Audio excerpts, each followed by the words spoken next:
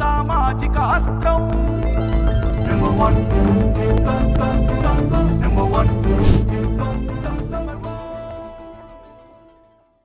రాష్ట్ర ప్రజల గుండెల్లో ఉన్నాడు పవన్ కళ్యాణ్. ఎవరు తగ్గించలేరు. ఓకే, ఎవరు తగ్గించలేరు. ఇవాళ ఈ కూటమి ఏర్పడటానికి కారణం ఎవరు అని చెప్పి మీరు 4 క్వశ్చన్లు జనానికి వేయండి. 5 కోట్ల మందిని అడగండి, 4 కోట్ల మంది ఏం చెప్తారో చూడండి. జనాలకి ఎంత నిస్వార్థంగా పనిచేసే నాయకుడు ఎవడన్నా ఉన్నాడు అంటే పాత తరం నాటి అసెంబ్లీని మొన్న మళ్ళీ చూసాం.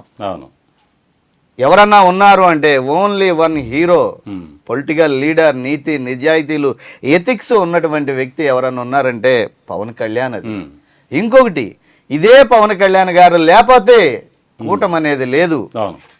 కూటమి కలవటానికి కూడా అనేక పర్యాయాలు ఢిల్లీ వెళ్ళి ఇదే మోడీతో కూర్చుని, అయ్యా మోడీ గారు చంద్రబాబుతోనే మేము వస్తాం, ఆయన లేనిదే మేము రామంటే ఈ చంద్రబాబు అనే ఆయన పరిస్థితి అయిపోయింది. వెంటిలేటర్ మీద ఉంది ఆ పార్టీ, ఆ పార్టీతో వద్దు, స్వయాన నన్ను అనరాని మాటలు అన్నాడు, నేను అతనితో కలిసి చెయ్యలేను, అతని సీనియారిటీ అతని మేధావితనం మామూలుగా కొట్టడు దెబ్బ తర్వాత అయినా అనేటటువంటి ఆలోచనతో ఆఖరి వరకు కూడా కూటమికి సపోర్ట్ వద్దు, నీకేం కావాలంటే అది నేను చూసుకుంటా, బీజేపీ నువ్వు నేనే పోటీ చేద్దాం, ఎందుకు మనం గెలవమో చూద్దాం, నీ శక్తి నీ ఓటు బ్యాంకు 26% ఉంది, నాకు ఒక 2% 28%, అవసరమైతే ఇంకా 15-20% మనం ఇంకో విధంగా మొబిలైజ్ చేసుకుందాం, దయచేసి మన ఇద్దరమే పోటీకి వెళ్దామంటే వద్దు, సీనియర్ మేధావి, అడ్మినిస్ట్రేషన్ తెలిసిన ఆయన ఉండాలి అని చెప్పి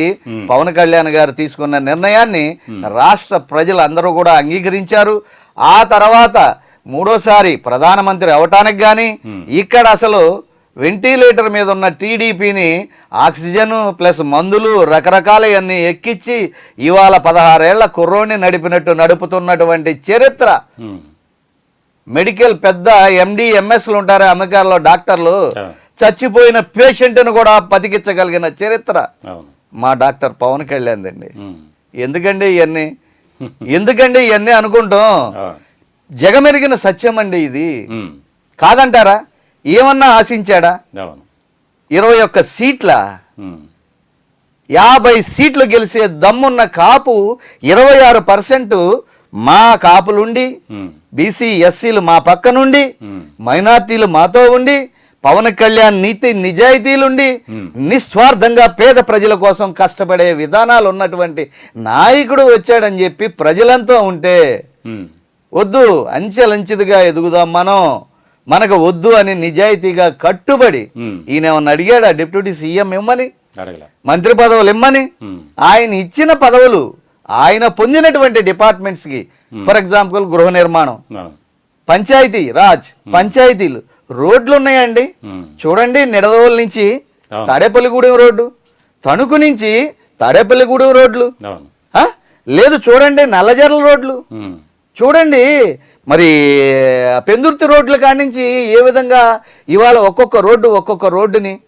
ఇదే గతంలో ఉన్న వైఎస్ఆర్ పార్టీలో మీ అధికారంలో మీ పులివెందులలో ఈ రోడ్డు వేయండి బాబు అని ఆ రోడ్డు మీద ఏదన్నా గుడికి వెళ్తే పొర్లు దన్నాలు పెట్టుకునే మొక్కు ఉంటారు. జగన్మోహన్ రెడ్డికి బట్టలన్నీ ఓడదీసి పొర్లు దల్లాలు పెట్టుకుంటూ రోడ్డు వేయండి అని నిరసన తెలియజేసిన సంఘటనలు మీ మీడియా వారు ఎన్ని చూశారు? ఎన్ని వేల కోట్లు తీసుకొచ్చి ఇవాళ పంచాయతీలకు విలువనిచ్చాడు? ఇవాళ గిన్నిస్ బుక్ ఆఫ్ రికార్డులోకి ఏ విధంగా వెళ్ళాడు? ఆయన ఎవరన్నా తగ్గించేది?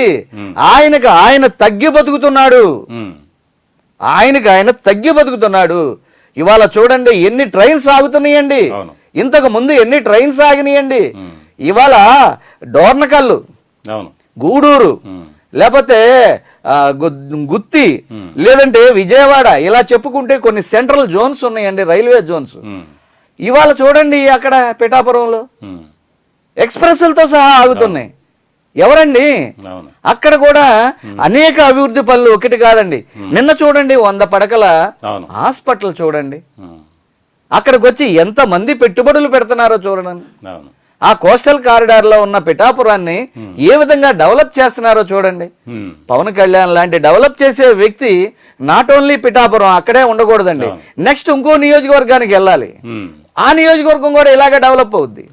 మహిళల హారతులు చూడండి, నిన్న అక్కడున్న వర్మతో పెట్టారు ఫిట్టింగ్, మొన్న ఇదే లోకేష్ తో పెట్టారు ఫిట్టింగ్.